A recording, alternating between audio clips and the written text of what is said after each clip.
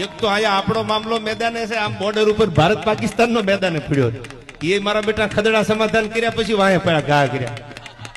તકલીફ જ આ છે યાર, એટલે હું મારી પીડા ગાતો હોઉં છું. પણ તમને એમ લાગે કેમ આવું બોલે છે, પણ અનુભવ છે મારા.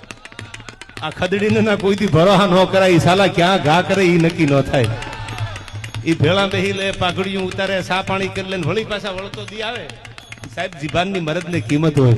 મને એટલી ખબર છે કે આપણા બાકસના ખોખામાં એક ગાય આવતી, ગાય સાહેબ બાકસ આવતી હતી. આપણે ફૂલ સાહેબ નામદેવ બાપુ, મેં સાંભળેલી વાત તમારી સામે કરું. ઘણા બધા સમાજના, કોઈ એક જ્ઞાતિના નહીં, એવા સમાધાનો થયા છે. મેં વડીલો આગળથી સાંભળેલી વાત, જે વડીલો હતા એ કરતા કે એવા સમાધાન અમારા થયેલા છે કે બાકસનું ખોખું માથે ગાય દોરેલી હોય, ગાય સાહેબ બાકસ આવે, એ ખોખું ડાયરા વચ્ચે આમ મૂકી દે અને પછી એમ કે ગાજ પછી મનમાં પેટમાં રાખીને ગાની માટી ખપે.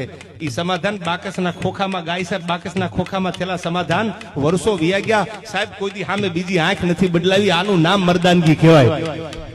બાકી બોલે કાંઈ ખદડા કરે કે આની ખાંધીયું થોડી